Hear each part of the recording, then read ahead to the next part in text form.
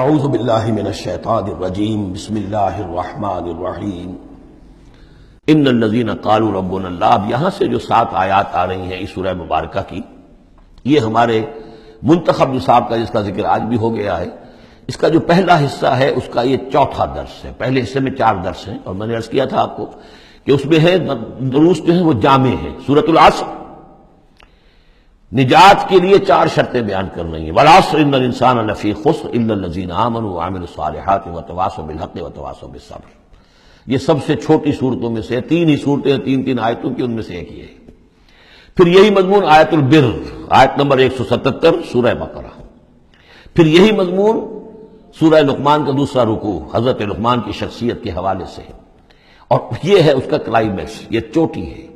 یعنی یہ کہ ایمان کی چوٹی کیا ہے اور تواصی بالحق کی چوٹی کیا ہے اور تواصی بالصبر کی چوٹی کیا ہے. چوٹی ہر ایک شے کی کیا ہے، وہ ہے کہ جو یہاں آ رہی ہے، کلائمیکس.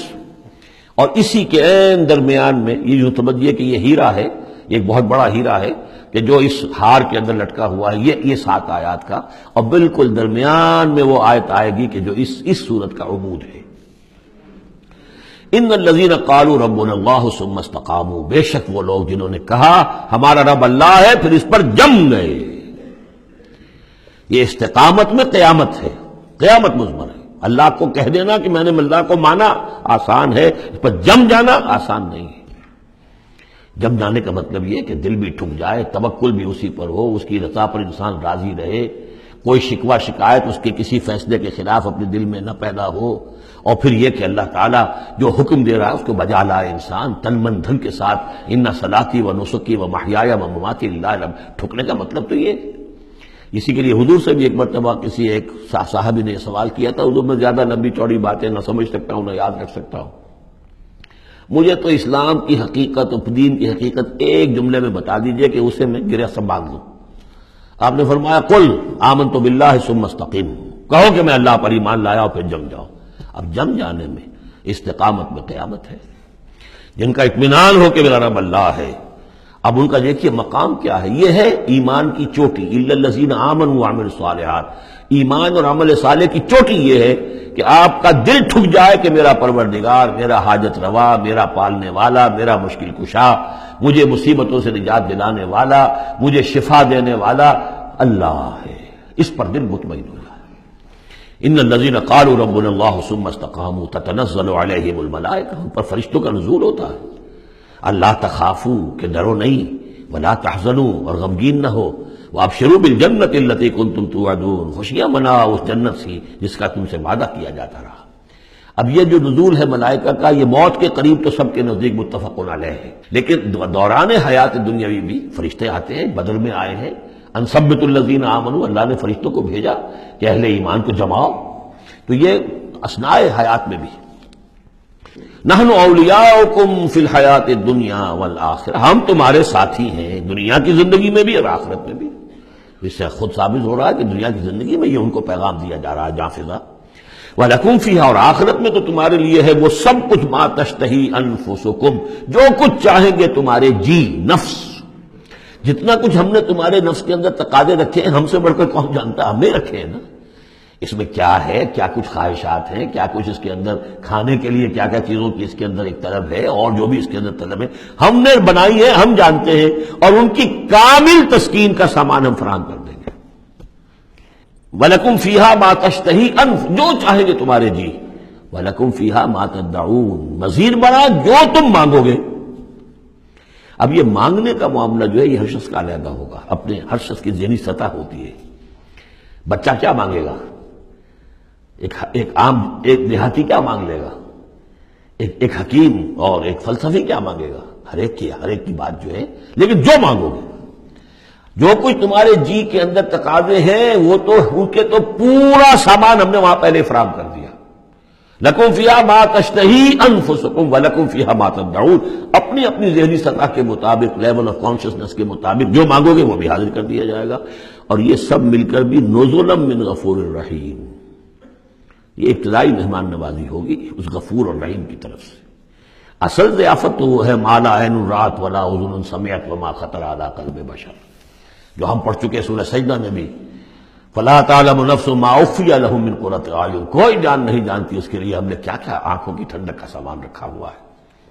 اب آ گئی وہ جو اس کا عمود ہے، وَمَنْ أَحْسَنُ قَوْلًا، جو شخص اس مقام پر پہنچ گیا اب اس کی زندگی کے اندر ایک ہی دھن رہ جائے گی، مال حاصل کرنا، معاذ اللہ، دنیاوی اقتدار اور حکومت کیا کرنا ہے اس کا، آنی جانی شے ہے، آج ہے کل نہیں، اور اس سے اللہ کیا مسئولیت بڑھتی ہے، ذمہ داری بڑھ جائے گی، حساب سخت ہو جائے گا۔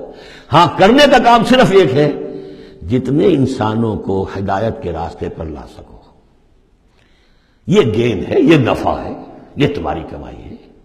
دعوت الی اللہ، ومن احسن قولا ممن دعا الی اللہ وعمل صالحا وقال اننی من المسلمین، اس شخص سے بہتر بات اور کس کی ہوگی جو بلائے اللہ کی طرف اور نیک عمل کرے۔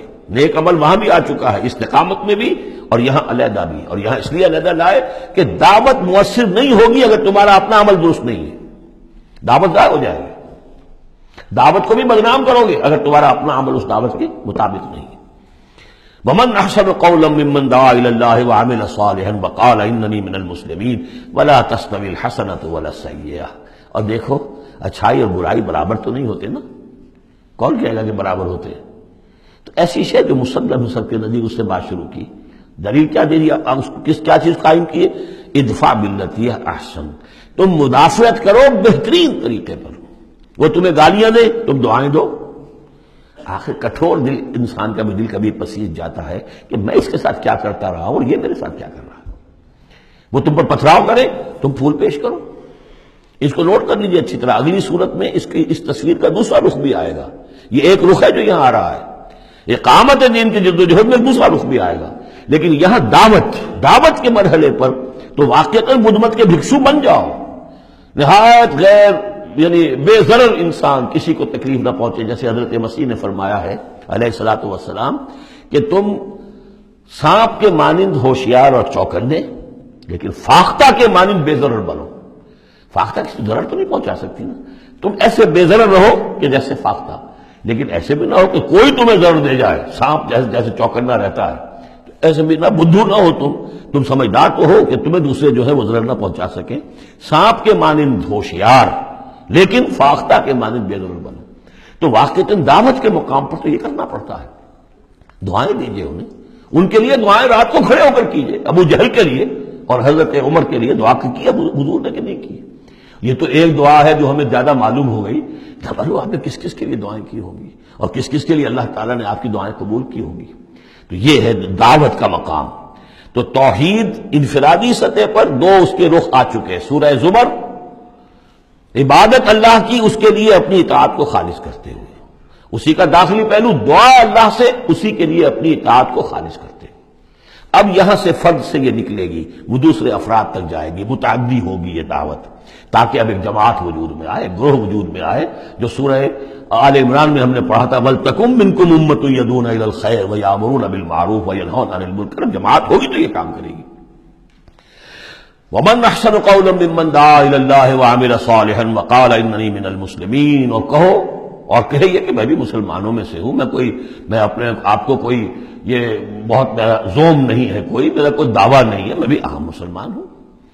وَلَا تَسْتَوِي الْحَسَنَةُ وَلَا السَّيِّئَةُ ادْفَعْ بِالَّتِي هِيَ أَحْسَنُ فَإِذَا الَّذِي بَيْنَكَ وَبَيْنَهُ عَدَاوَةٌ، تو تم دیکھو گے کہ وہی شخص کہ جس کے اور تمہارے درمیان آج دشمنی ہے، كَأَنَّهُ وَلِيٌّ حَمِيمٌ، ایسے ہو جائے گا جیسے تمہارا پشت پناہ ہے، مددگار ہے، حمایتی ہے، بہت گرم جوش۔ انسان آخر انسان ہوتا ہے، کوئی شخص آپ کی برائی کے اوپر کمر باندھے ہوئے اور آپ اس کی بھلائی کے لیے کوشش ہو، ایک وقت آئے گا کہ وہ ہتھیار پھینک دے گا۔ وَمَا يُلَقَّاهَا إِلَّا الَّذِينَ صَبَرُوا، اب یہ صبر کا وہ مقام ہے جس تک پہنچنا آسان کام نہیں ہے۔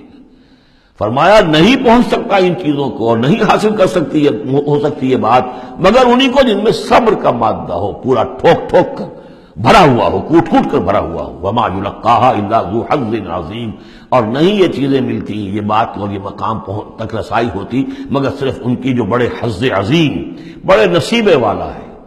یہ لفظ قرآن مجید میں سورہ قصص میں آیا تھا کہ قارون کو دیکھ کر لوگوں نے کہا تھا کہ یہ تو انہ لذو حظ عظیم، اس کے ٹھاٹ باٹ دیکھو، اس کی سواری دیکھو، اس کا لباس دیکھو، اس کے قدم و حجم دیکھو، یہ تو بڑا نصیب والا ہے۔ وہ پھر جب وہ دھسا دیا گیا تو انہوں نے کہا کہ اللہ کی ہم پر بڑی نعمت ہوئی کہ ہمیں اس طرح کا اس نے مال نہیں دیا کہ ہمیں بھی دھسا دیتا. لیکن حظ عظیم ہے تو یہ ہے جو اس کردار کے لوگ ہوں. ان الذین قالوا ربنا اللہ ثم استقاموا ومن احسن قولا ممن دعا الی اللہ وعمل صالحا. پھر ادفع باللتی ہی احسن. اس طریقے سے وما یلقاها الا الذین صبروا وما یلقاها الا ذو حظ عظیم واما ینزغنک من الشیطان نزغ فاستعذ باللہ. اور اگر کبھی شیطان سے تمہیں کوئی چھوٹ لگنے ہی لگے، یعنی کبھی غصہ آنے لگے، کسی نے کچھ کہا اور غصہ آیا، اندر سے محسوس ہوا، فاستعذ باللہ، فوراً اللہ کی پناہ طلب کر لو کہ اللہ کا اے اللہ مجھے بچا اس سے. انہ هو السمیع العلیم. یہ آیت آ چکی ہے سورہ اعراف میں. وہاں ہوا اضافی نہیں تھا، یہاں گویا کہ اور زور دے کر یقیناً وہی ہے سب کچھ سننے والا اور سب کچھ جاننے والا. صدق اللہ العظیم.